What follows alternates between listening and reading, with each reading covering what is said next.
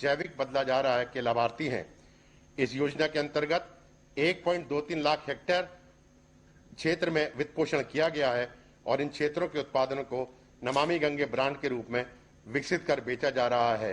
श्री अरविंद निषाद जी। अरविंद जी नमस्ते। सबसे पहले आपको कोटि कोटि प्रणाम सर। अरविंद जी जी सर। ये पीएम किसान सम्मान निधि का जी देश के छोटे किसानों को जी बहुत लाभ हो रहा है जी सर। और मुझे बताया गया है कि आपके सामने भी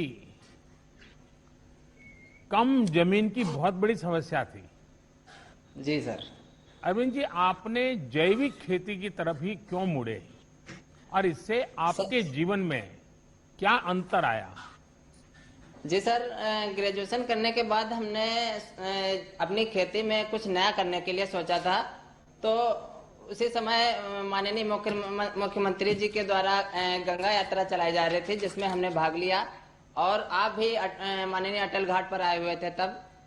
उसके बाद कृषि विश्वविद्यालय कानपुर में हमने माननीय मुख्यमंत्री जी और माननीय राज्यपाल जी का जो जैविक खेती का प्रशिक्षण चल रहा था उसमें हमने भाग लिया और वहां से हमने प्रशिक्षण भी लिया सर। और उसके बाद हमने सोचा कि अब हम भी जैविक खेती करेंगे। तो हमने यूपी डास्प और कृषि विभाग के अधिकारियों से संपर्क किया और उनसे हमने जैविक खेती की पूरी ट्रेनिंग ली, जिसमें उन्होंने हमको जीवामृत, घन जीवामृत, पंचगव्य आदि चीजें बनाना सिखाया और कैसे खेती की जाए ये सारी की सारी ट्रेनिंग दी।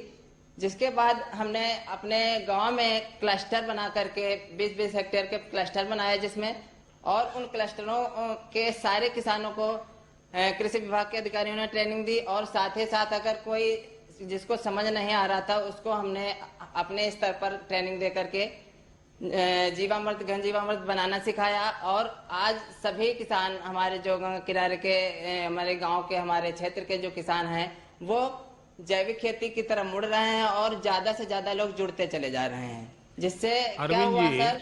अरविंद जी सर, आमतौर पर आप लोग कौन सी फसल उगा रहे हैं और नमामि गंगे योजना का उसमें कोई परिवर्तन आया, कोई विशेष फायदा हो रहा है आपको? जी सर, खासतौर पर हमारे यहाँ काला नमक चावल, मक्का और ये आलू, गेहूं की फसलें होती हैं, जिसमें क्या है कि हमने एक एफपीओ भी बनाया हुआ है जिसमें हम पैकेजिंग करते हैं ग्रेडिंग करा करके और उसकी ब्रांडिंग होती है। क्या भरा है उसमें, क्या भरा है? सर मूंगफली है। अच्छा जी सर। एक सुझाव दूं अरविंद जी। जी सर। ये धीरे धीरे ये जो सिंगल यूज प्लास्टिक उपयोग करते हैं ना, उसके बजाय जो आजकल अलग बहुत सी चीजें आती हैं जो डिग्रेडेबल होती है, तो क्या होगा, ये नमामि गंगे प्रोजेक्ट की जो मूल भावना है उसको भी आप बल दे पाएंगे। लेकिन मुझे अच्छा लगा कि दूर सुदूर इस प्रकार से उन्नाव में आप पैकेजिंग करके उस पर ब्रांडिंग करके आप अपनी जैविक चीजें बेच रहे हैं। हाँ, आगे बताइए। जी सर, इससे क्या लाभ हुआ है कि जो पहले जो विष युक्त खेती होती थी उससे बीमारियां अधिक बढ़ती थी और जो हम रसायन का प्रयोग करते थे वो सीधे जब बरसात होती थी तो बरसात के पानी के माध्यम से गंगा जी में मैया में पूरा जो जहर था वो चला जाता था। तो आज हम उसका प्रयोग नहीं कर रहे हैं, जिससे कि जो जहर है वो हमारे गंगा मैया में नहीं जा रहा है और हमारी गंगा मैया का जो स्वास्थ्य है वो सही चल रहा है सर। अरविंद जी सर। मुझे खुशी हुई कि आप पढ़ाई करने के बाद नौकरी की तलाश करने के बजाय सीमित जमीन होने के बावजूद भी ये नए तौर तरीकों से आपने इतनी बड़ा हौसला बुलंद किया, इतनी व्यवस्था खड़ी कर दी। और इतना ही नहीं, सबसे बड़ी बात यह है कि आप अकेले नहीं, आप सबको ये चीज में जोड़ रहे हैं, सबको सिखा रहे हैं। ये मैं सचमुच में आपकी बातें, आपका अनुभव सभी किसानों को प्रेरित करे ऐसी ताकत रखता है। अपनी आजीविका के साथ ही आप माँ गंगा के प्रति भी दायित्व को समझ रहे हैं और जी। कोई भी केमिकल का बहाव गंगा की नहीं तरफ होने न दें। हो जाए, ये भी ये जैविक खेती के कारण संभव हुआ है। तो जी, मैं आपको बहुत साधुवाद देता हूं।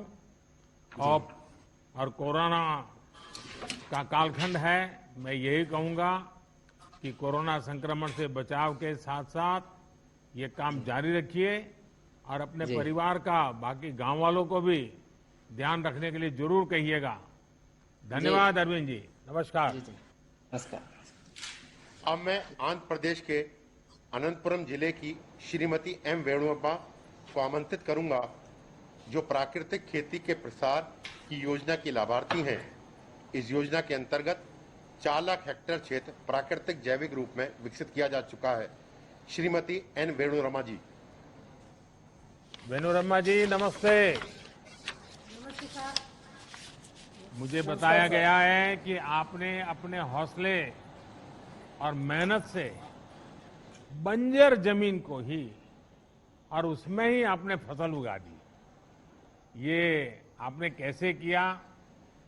मैं समझता हूं कि देश भर के किसानों को ये आपका अनुभव बहुत काम आएगा और वे भी जरूर आपकी बातें सुनना चाहेंगे। तो बताइए वेणुरम्मा जी। నమస్తే సార్, నా పేరు అన్నారమ్మ. మీతో మాట్లాడేకి నాకు చాలా సంతోషంగా ఉంది సార్. నాకు గవర్నమెంట్ 4 ఎకరాలు ఇచ్చింది సార్. గవర్నమెంట్ అసైన్ ల్యాండ్ భూమి 4 ఎకరాలు ఇచ్చింది. అది 10 ఏళ్ళ నుంచి బంజరు భూమి సార్. ఆ భూమిని ప్రకృతి వ్యవసాయం లాగా మార్చుకున్నారు సార్. नमस्कार सर, मेरा नाम मनोरमा है। मेरे को राष्ट्र सरकार वालों ने ऐसे असाइन लैंड 4 एकड़ जमीन दी है सर। वो तो पिछले 10 वर्ष से वो बंजर जमीन है, सूखा खेत है सर। దాంట్లో 2 ఎకరాలు ప్రకృతి వ్యవసాయం చేశాను సార్. ప్రకృతి వ్యవసాయం చేసి నేను 1 ఎకరాకి మూడు పంటలు పండించాను సార్. నవధాన్యాలు, వేరుశెనగ, కూరగాయలు 3 పంటలకే కలిసి నాకు పెట్టుబడి వచ్చేసి 27,000 అయింది. 1 ఎకరాకి వచ్చి 1,07,000 లాభం వచ్చింది సార్. ఎందుకంటే మాకు ఇది ప్రకృతి వ్యవసాయం ఎందుకు చేసామంటే మాకు వర్షపాతం తక్కువ ఉంది కాబట్టి ప్రకృతి వ్యవసాయంలో మార్చుకుంటూ మేము ఈ భూమి డెవలప్మెంట్ చేసుకున్నాం సార్. सर मेरे को 4 एकड़ जमीन है, सूखा जमीन है सर, पानी बहुत कम गिरता है। उसमें मैं वो बंजर जमीन को मैं ठीक करके पिछले 2-3 वर्ष से मैं 2 एकड़ जमीन में मैं प्राकृतिक व्यवसाय करती हूँ। तो प्राकृतिक व्यवसाय में मैं 3 फसल निकाल लेती हूँ सर। उसी प्रकार से मैं प्राकृतिक व्यवसाय में आगे बढ़ाती जाती हूँ सर। आपके वाणी में अनुभव दिखता है, क्योंकि आप बिल्कुल रुके बिना सुपर फास्ट की तरह अपना रूह बराबर बता रही हो। उसका कारण है कि आपका खुद का अनुभव ये बोल रहा है और इसलिए आपको सोचना नहीं पड़ रहा है और बड़े आत्मविश्वास से आप बोल रही हैं। मुझे लगता है यही आत्मविश्वास के कारण आपने ये बंजर भूमि को उपजाऊ भूमि में बदल दिया है। और मुझे बताया गया कि अब आप अकेली नहीं, कई हमारी आदिवासी बहनों को भी, आदिवासी किसान बहनों को भी आप इसमें जुड़ चुकी हैं। अब आप लोग मिलकर के काम कर रहे हैं, कैसे कर रहे हैं, क्या क्या काम करते हैं? ఆదివాసీ మహిళలకు మీరు ఏ విధంగా శిక్షణ ఇచ్చారు, ఏ విధంగా సార్ ముందుకు తీసుకుంటున్నారు? నేను ఒక ఎస్సీ ఒంటరి మహిళ సార్. నాకు పక్కన తాండాని ఉంది సార్. ఆ దాంట్లో 170 మంది గిరిజన మహిళలు ఉన్నారు సార్ మా వాళ్ళకి. నేను ప్రకృతి వ్యవసాయం నేను ఎట్లా చేశానో వాళ్ళని అట్లే నేర్పించి వాళ్ళని ప్రకృతి వ్యవసాయం నేర్పించే దిశలో తీసుకుపోయినాను సార్. सर मैं तो एक आदिवासी महिला हूँ सर, मैं अकेली महिला हूँ। तो मेरे बगल वाले गांव में 170 लोग आदिवासी महिलाएं हैं। उनको समूह के माध्यम से मैं किस प्रकार से मैं प्रशिक्षण लेके इनको प्राकृतिक व्यवसाय करती हूँ, उसी प्रकार उन सभी लोगों को भी प्रकृति व्यवसाय किस प्रकार से करना है मैं उनको शिक्षण देती हूँ सर।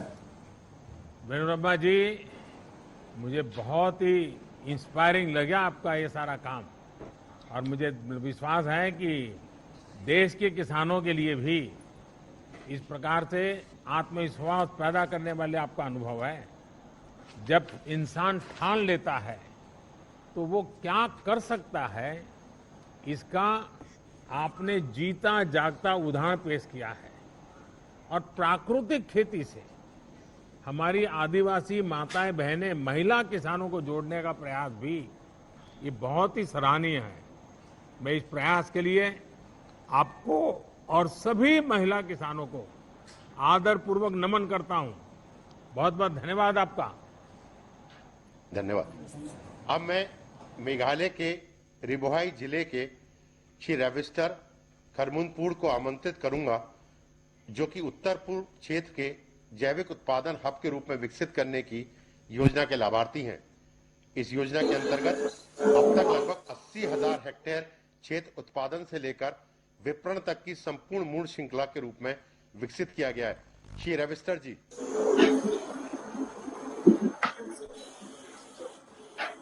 रविस्टर जी नमस्ते। नमस्ते सर। हाँ बताइए। Good morning, Honorable Prime Minister Ji from the land of Meghalaya. My name is Ravistar Kharumnoy. I live in a village Umtung in Ribohai district of Meghalaya.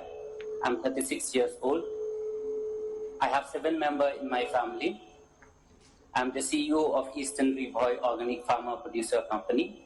Our company is formed in 2017 and the Mission Organic Value Chain Development for Northeastern region. We have 500 farmers and we grow our ginger and turmeric organically, and all our produce are organically certified. रविस्टर जी, मुझे बताया गया कि आप organic खेती के साथ साथ ही अपने उत्पाद को प्रोसेस भी करते हैं, वैल्यू एडिशन भी करते हैं और मार्केटिंग भी करते हैं।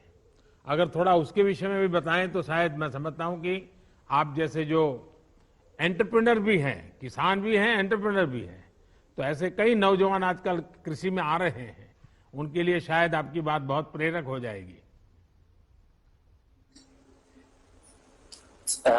Sir, we have done processing. We collect all the produce from the farmers. We take it to the FPC, where we have a processing unit. We process it, we pack it, and we label it like this. And then we sell these products to retail chains and companies which are tied up with the FPCs. And when we sell to them, we get better price rather than selling to the local mandis. These companies we have tied up. Some of the companies that we have sold before is to Big Basket, Vivanta Foods in Delhi, EcoCrop, Crop Connect, and other companies we are tied up to the south of India too.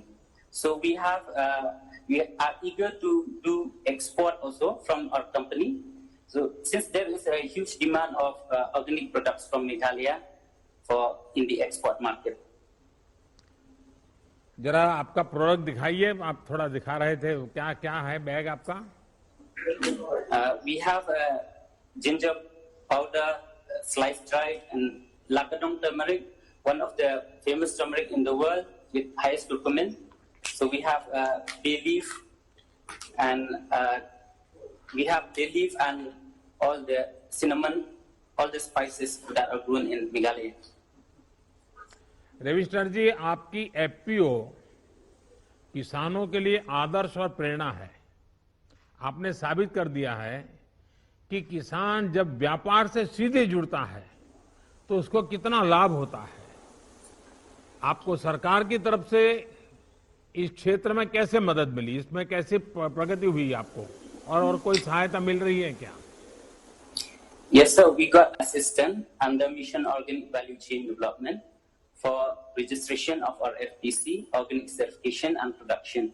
We also got subsidy for establishing custom hiring center, collection center, and processing unit. We got all the on-farm and off-farm products for the farmers. Then we have got trainings to farmers on capacity building and even to the board members. We are very much thankful to you for this. And we also would like to thank the government of Meghalaya for supporting us and also for giving us 2% interest subvention in KCC loan and also mobilization fund, 5,000 per farmer for full farmer industry. रविस्टर जी, हम सभी आपके प्रति बहुत आभारी हैं कि आपने साबित कर दिया कि किसान मिलकर बिजनेस का कितना सफल मॉडल विकसित कर सकते हैं।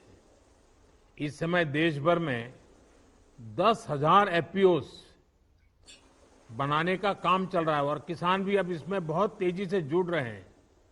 कोशिश यह है कि छोटे किसानों के ये संगठन किसान की आय बढ़ाने में और कृषि इंफ्रास्ट्रक्चर और उद्योग को बल देने में, उद्योगों को निमंत्रित करने में बहुत बड़ी भूमिका निभाएंगे। और आपने तो दिखा भी दिया, और मैं मानता हूं जब मेघालय के दूर सुदूर हिमालय की गोद में से इस प्रकार से आप इतने बढ़िया प्रोडक्ट दिखाते हैं तो अब तो शायद खरीदने वाले भी आपकी तरफ देखेंगे। मेरी तरफ से आपको बहुत शुभकामनाएं। Thank you, sir.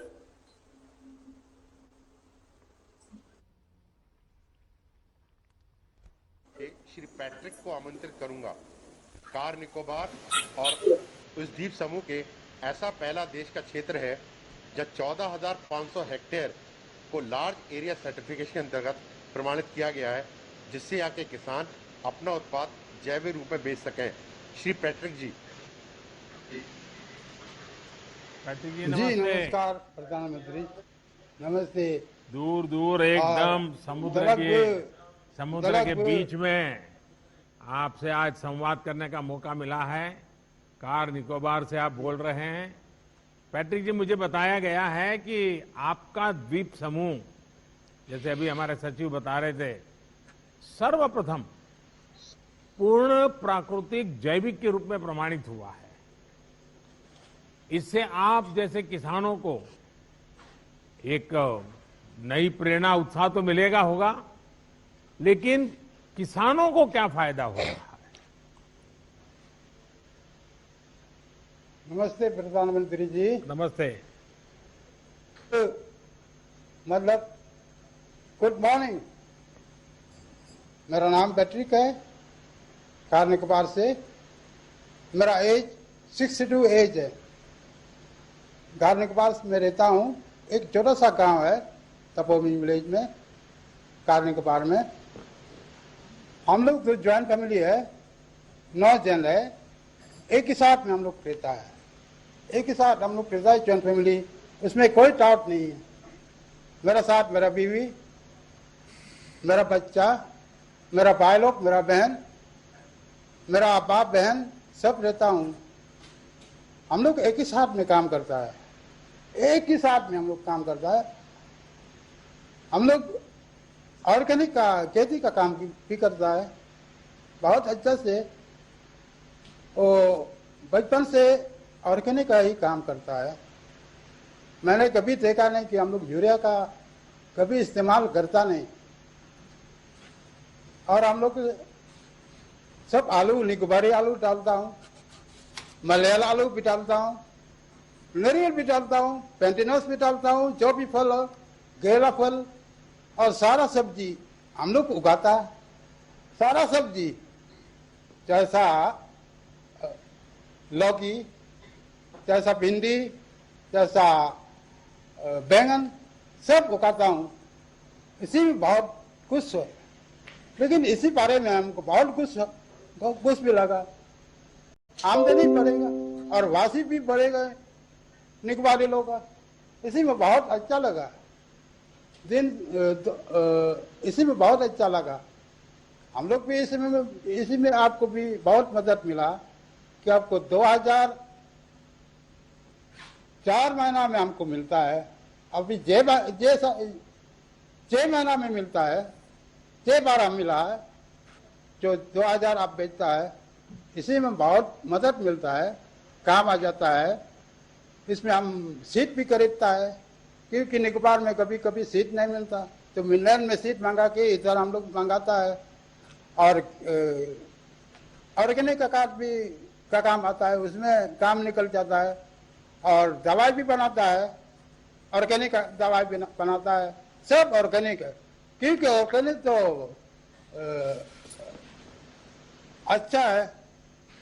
ऑर्गेनिक तो पैट्रिक जी, ओरिजिनल है एकदम। वो खाने से बहुत ताकत मिलता है। पैट्रिक जी, जी मैं आपके चेहरे की खुशी बराबर अनुभव कर रहा हूं और जी बहुत खुश है। किसानी के सिवाय भी 2 चीजें मेरे बहुत ज्यादा अपील कर गई। आज जब आधुनिक पीढ़ी माइक्रो फैमिली की तरफ जा रही है, ऐसे समय आप बड़े गौरव के साथ संयुक्त परिवार खेती में कर रहा है, संयुक्त परिवार खेती में काम कर रहा है, संयुक्त परिवार खेती में ये बार बार आप बोल करके परिवार के संयुक्त परिवार का जो बता रहे हैं, ये सुन करके बहुत अच्छा लग रहा है। और दूसरा, आप जब सीना तान करके बोल रहे थे कि हम जो पैदा करते हैं वो दिल्ली भी भेजते हैं, मतलब आप दिल्ली को भी खिलाते हो, इसमें आपका एक आत्मसम्मान झलकता है कि देखिए मैं यहां समुद्र के बीच में बैठा हूं, टापू पर बैठा हूं, लेकिन मैं भी दिल्ली की सेवा करता हूं। ये जो आत्मसम्मान और गौरव है ना, यही सबसे बड़ी पूंजी है। और मुझे खुशी है कि आपने जैविक खेती की तरफ बढ़ गए और आपने दुनिया को आकर्षित किया है। मैं आपको बहुत बहुत बधाई देता हूं। और हमारे देश में आज भी अनेक ऐसे क्षेत्र हैं जहां प्राकृतिक कृषि होती है।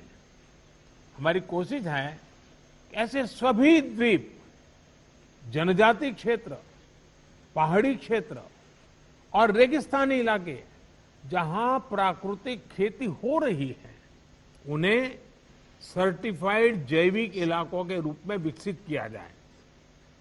पैट्रिक जी, आप मेरे कहने पे एक काम जरूर कीजिए। आप अपने अनुभवों का लाभ अपने साथी किसानों को भी दीजिए, जिससे उनका भी फायदा हो। और मुझे विश्वास है कि आपके नेतृत्व में ये जैविक खेती का अभियान बहुत नई ऊंचाई पर पहुंचेगा। और अब तो दिल्ली के लोग जब भी अंडमान निकोबार आएंगे तो पैट्रिक जी को ढूंढेंगे और आपकी कोई न कोई चीज खरीद के जाएंगे। जी सर, बहुत बहुत धन्यवाद। अनुरोध कर रहा हूँ कि आप निकोबार आ जाइए। आऊंगा, जरूर आऊंगा, मेहरबानी कीजिए, जरूर आऊंगा। गुजी गुजी इतिहास है निकोबार में, जरूर और आऊंगा, एकदम ऐसी हवा, खुला हवा में रहेगा तो बहुत अच्छा लगेगा। जरूर और आऊंगा। जितना हम लोग जो ऑर्गेनिक जो चीज खाता ना, बहुत ताकत मिलेगा और बीमार भी कमती रहेगा और उम्र भी जरूर बढ़ेगा। जरूर कभी मैं आऊंगा। इसी में बहुत आपका भला है। बहुत बहुत धन्यवाद। बहुत बहुत शुक्रिया। धन्यवाद। जय हिंद। जय हिंद। धन्यवाद जी।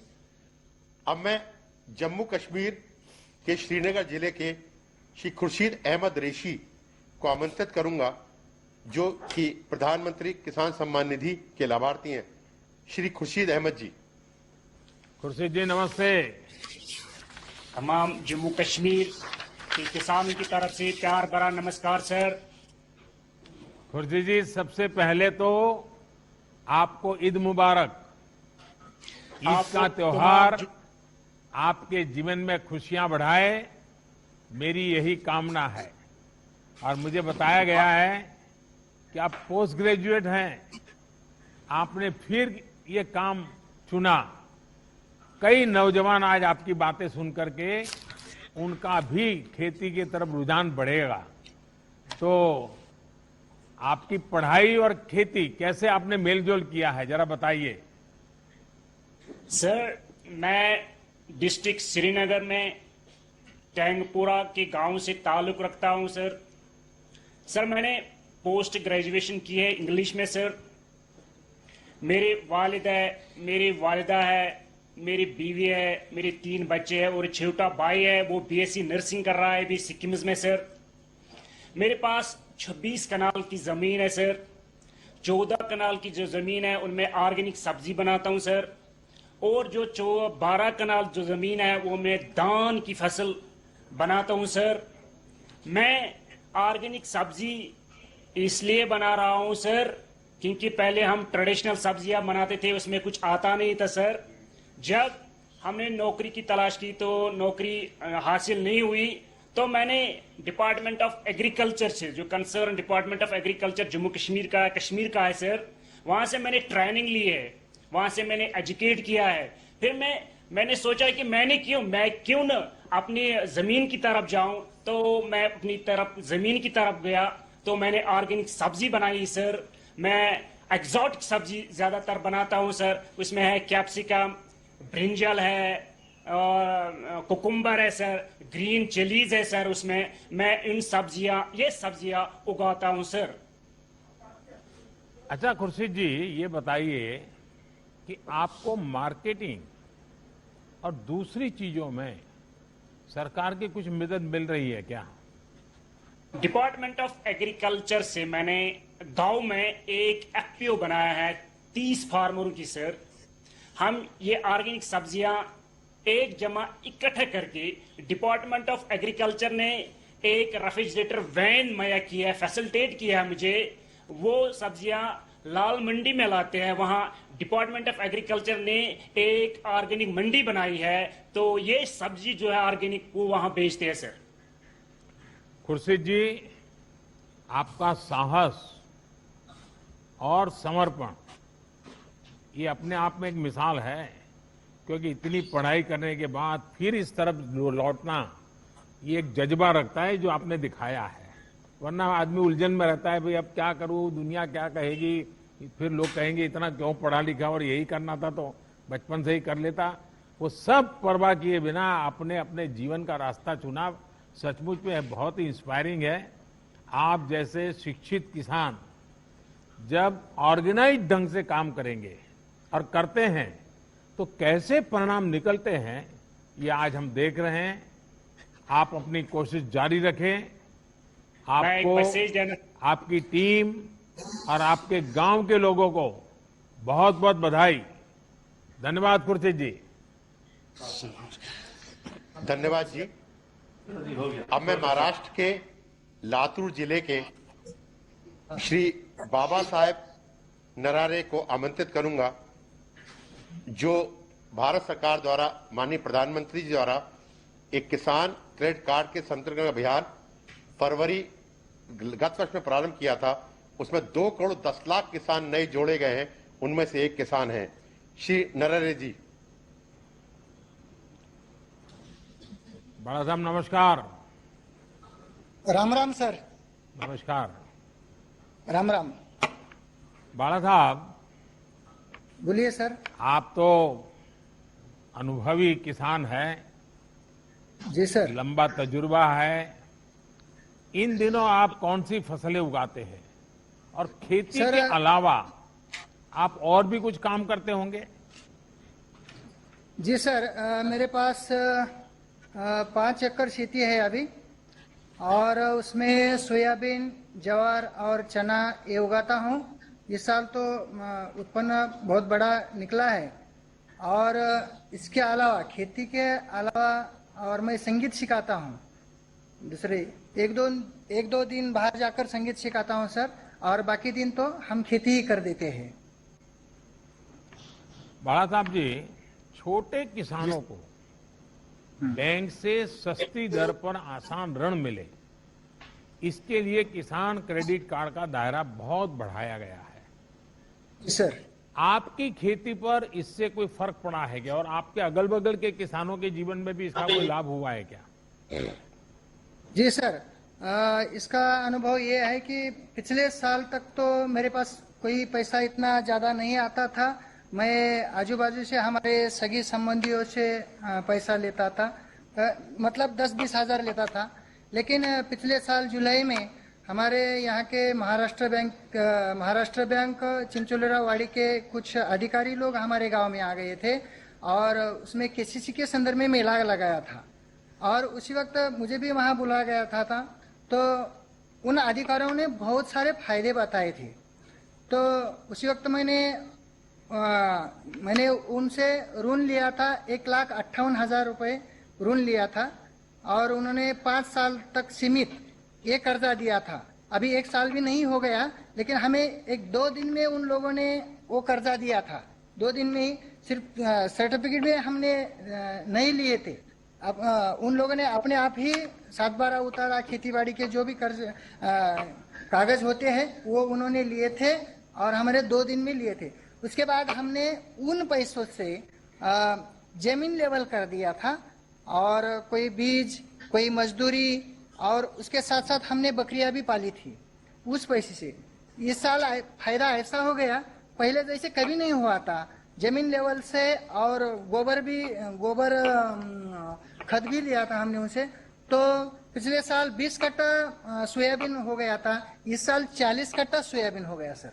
इसलिए बहुत बड़ा फायदा हो गया है। और उसके साथ साथ हम वहाँ प्याज भी लगाते हैं, थोड़ा मिर्ची भी लगाते हैं। ये सब कुछ तो केसीसी की वजह से हो गया है सर। बड़ा साहब जी, आप बढ़िया हिंदी बोल लेते हैं। Thank you sir. Thank you sir. काळजी करा। काळजी करा। बरं आहेत हेलो मग? सर। हाँ नमस्कार सर। Thank you sir. बहुत बहुत धन्यवाद आपका भी, और सभी गांव के धन्यवाद। किसानों को भी हमारा प्रणाम कह दीजिएगा। Thank you sir. Yes sir, yes yes. माननीय प्रधानमंत्री जी का बहुत बहुत धन्यवाद। अब हम माननीय प्रधानमंत्री जी से देश को संबोधित करने का अनुरोध करेंगे। माननीय प्रधानमंत्री जी।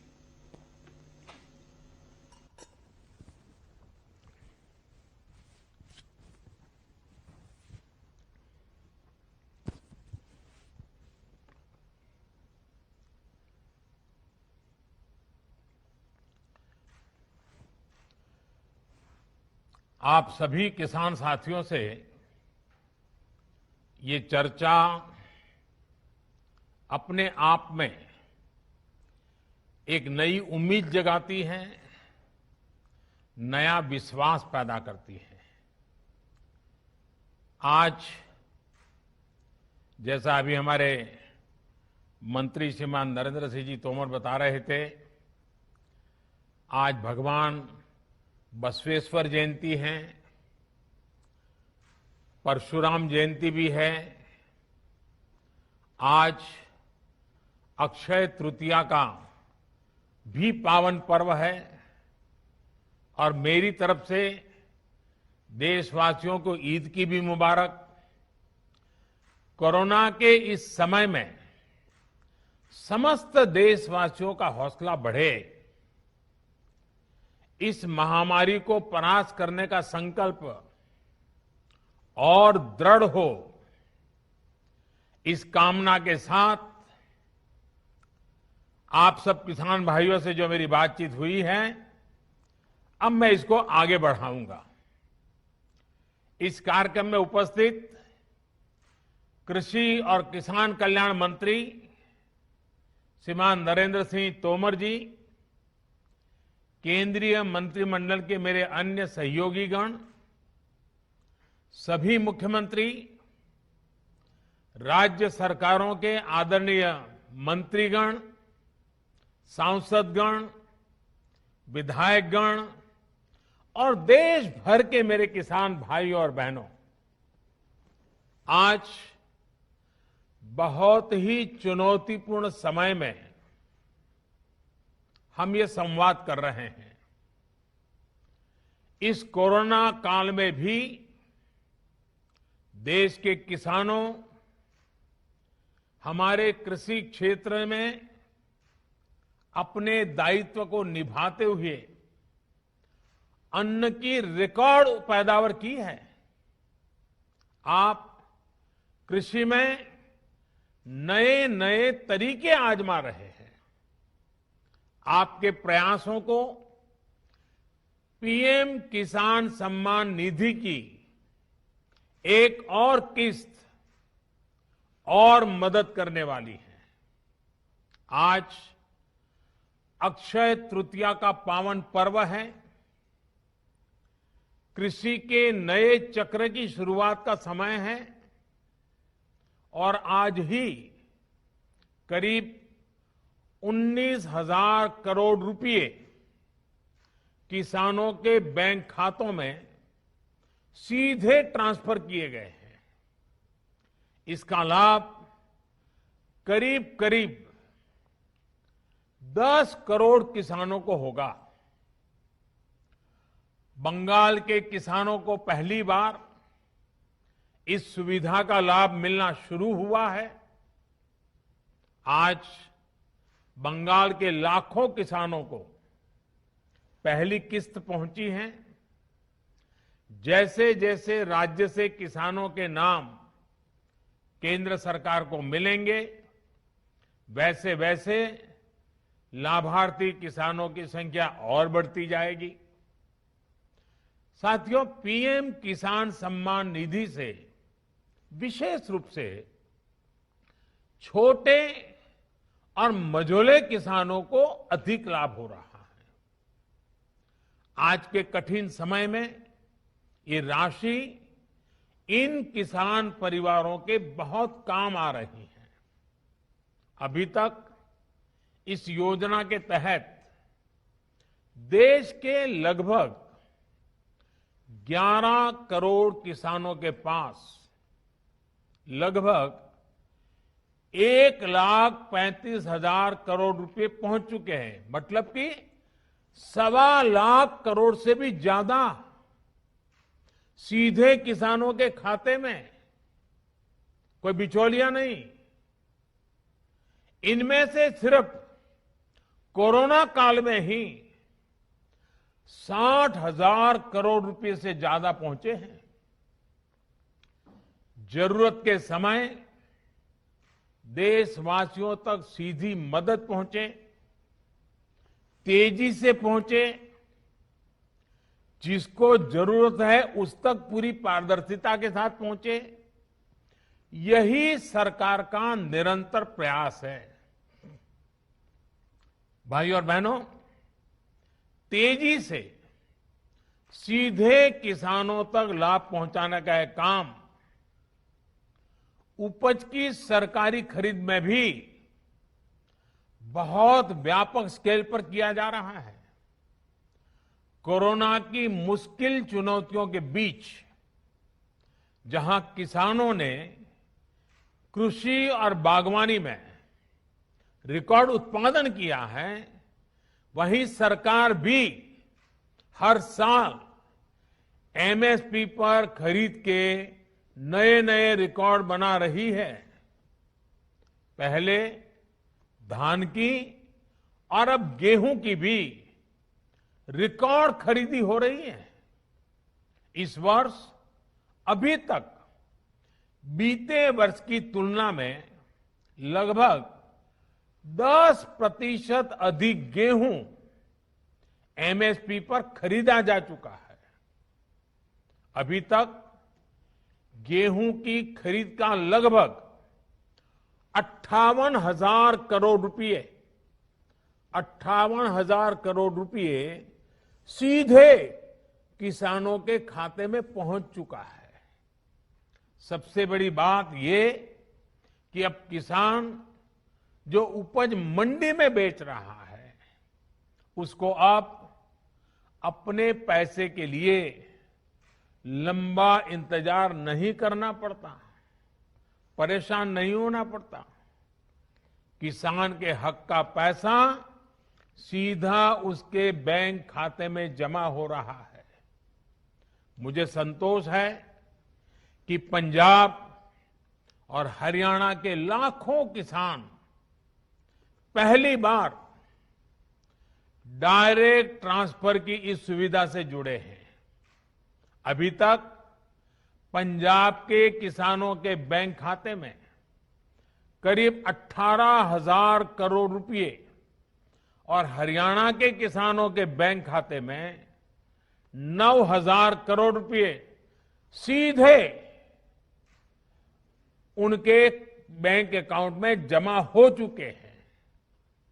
अपना पूरा पैसा अपने बैंक खाते में पाने का संतोष क्या होता है, ये पंजाब और हरियाणा के किसान भी अनुभव भी कर रहे हैं और मुखर होकर बोल भी रहे हैं।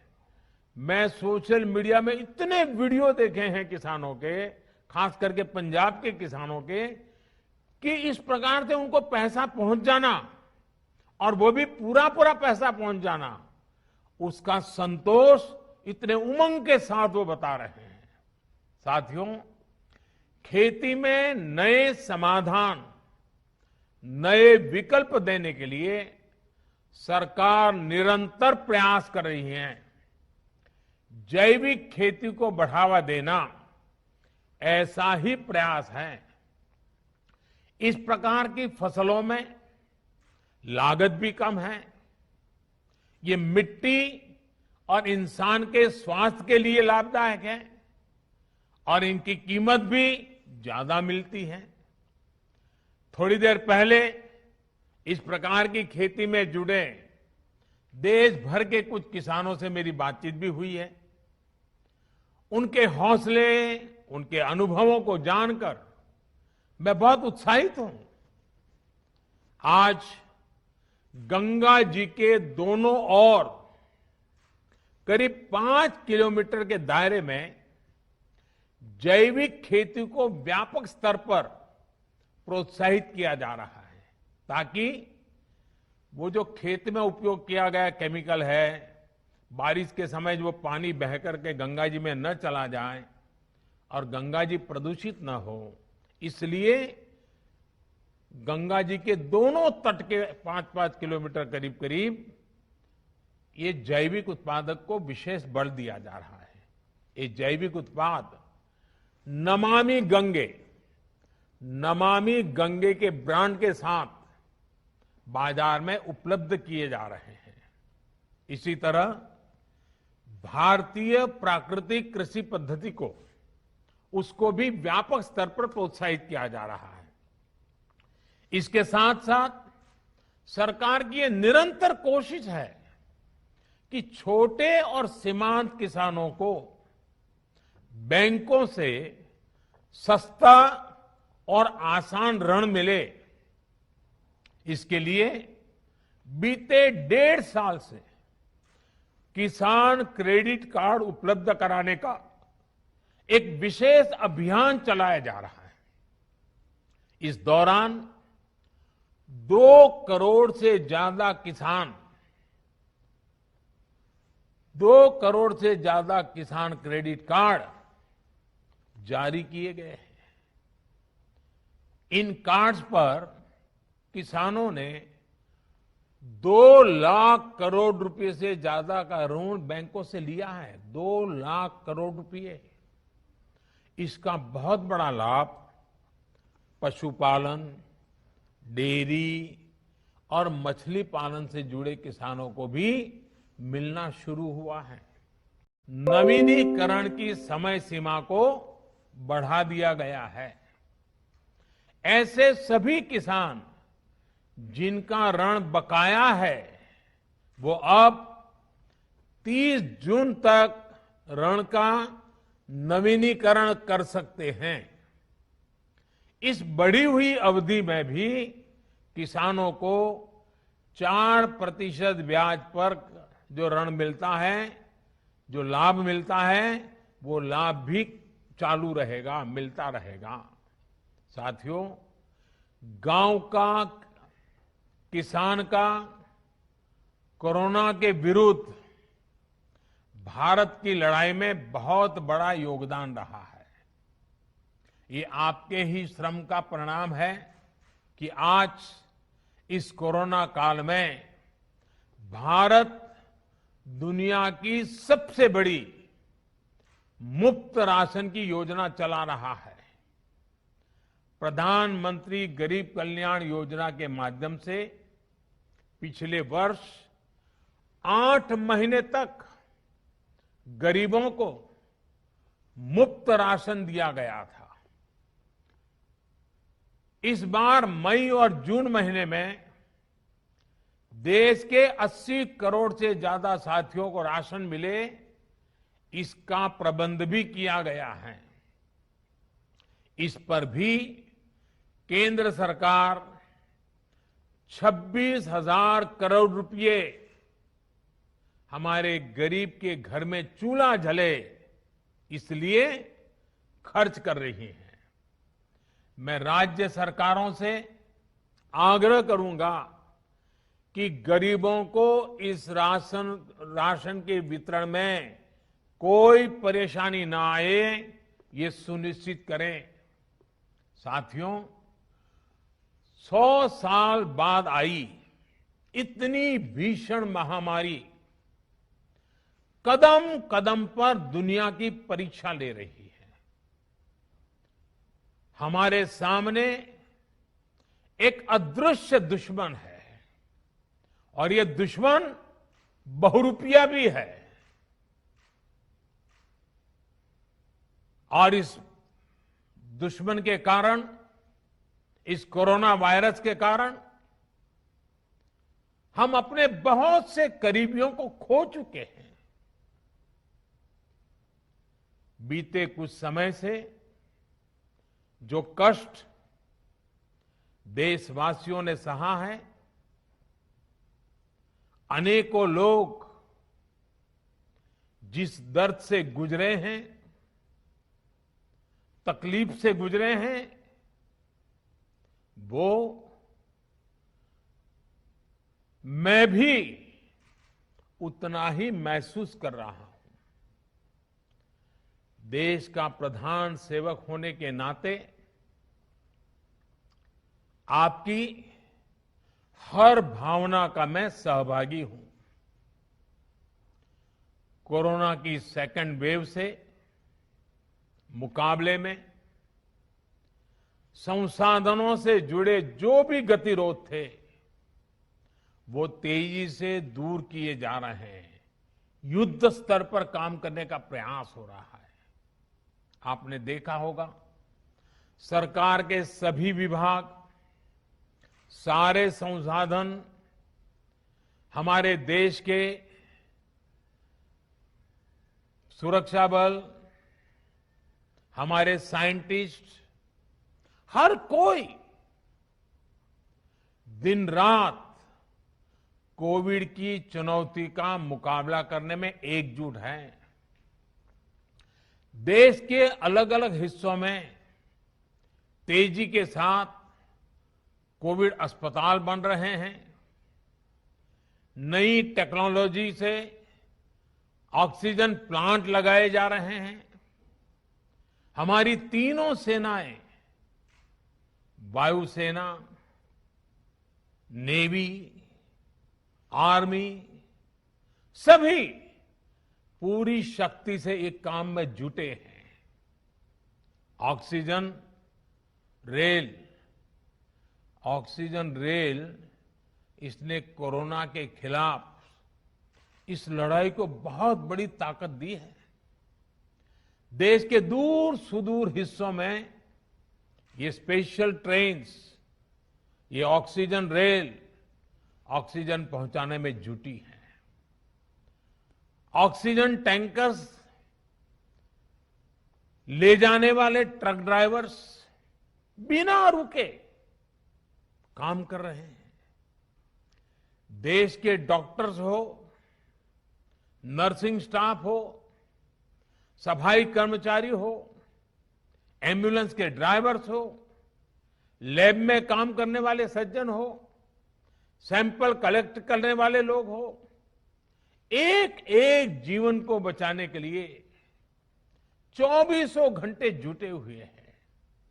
आज देश में जरूरी दवाइयों की आपूर्ति बढ़ाने पर युद्ध स्तर पर काम किया जा रहा है। सरकार और देश के फार्मा सेक्टर ने पिछले कुछ दिनों में जरूरी दवाइयों का उत्पादन कई गुना बढ़ाया है। बाहर से भी दवाइयां मंगवाई जा रही हैं। इस संकट के समय में दवाइयां और जरूरी वस्तुओं की जमाखोरी और कालाबाजारी में भी कुछ लोग अपने निहित स्वार्थ के कारण लगे हुए हैं। मैं राज्य सरकारों से आग्रह करूंगा कि ऐसे लोगों पर कठोर से कठोर कार्रवाई की जाए। ये मानवता के खिलाफ का कृत्य है। भारत हिम्मत हारने वाला देश नहीं है। न भारत हिम्मत हारेगा और न कोई भारतवासी हिम्मत हारेंगे। हम लड़ेंगे और जीतेंगे। साथियों, आज के इस कार्यक्रम में मैं देश के सभी किसानों को, गांव में रहने वाली सभी भाई बहनों को कोरोना से फिर सतर्क करना चाहता हूं। ये संक्रमण अभी गांव में भी तेजी से पहुंच रहा है। देश की हर सरकार इससे निपटने के लिए हर संभव प्रयास कर रही है। इसमें गांव के लोगों की जागरूकता, हमारी पंचायती राज से जुड़े जो भी व्यवस्थाएं हैं, उनका सहयोग, उनकी भागीदारी उतनी ही आवश्यक है। आपने देश को कभी निराश नहीं किया है। इस बार भी आपसे यही उम्मीद है। कोरोना से बचाव के लिए आपको खुद पर, अपने परिवार पर, सामाजिक स्तर पर जो भी जरूरी कदम है, आवश्यकताएं हैं, उसे हमें उठाने ही है। मास्क लगातार पहनना बहुत जरूरी है। वो भी ऐसा पहनना है कि नाक और मुंह पर पूरी तरह से ढका रहे। दूसरी बात, आपको किसी भी प्रकार के खांसी, सर्दी, जुकाम, बुखार, उल्टी, दस्त जैसे लक्षणों को सामान्य मानकर नहीं चलना है। पहले तो खुद को यथासंभव दूसरों से अलग करना है, फिर जल्द से जल्द कोरोना टेस्ट करना है, और जब तक रिपोर्ट ना आए तब तक डॉक्टरों से जो दवाई बताई है वो जरूर लेते रहना है। साथियों, बचाव का एक बहुत बड़ा माध्यम है कोरोना का टीका। केंद्र सरकार और सारी राज्य सरकारें मिलकर ये निरंतर प्रयास कर रही हैं कि ज्यादा से ज्यादा देशवासियों को तेजी से टीका लग पाए। देश भर में अभी तक करीब 18 करोड़ वैक्सीन डोज दी जा चुकी है। देश भर के सरकारी अस्पतालों में मुफ्त टीकाकरण किया जा रहा है। इसलिए जब भी आपकी बारी आए तो टीका जरूर लगवाएगा। ये टीका हमें कोरोना के विरुद्ध सुरक्षा कवच देगा, गंभीर बीमारी की आशंका को कम करेगा।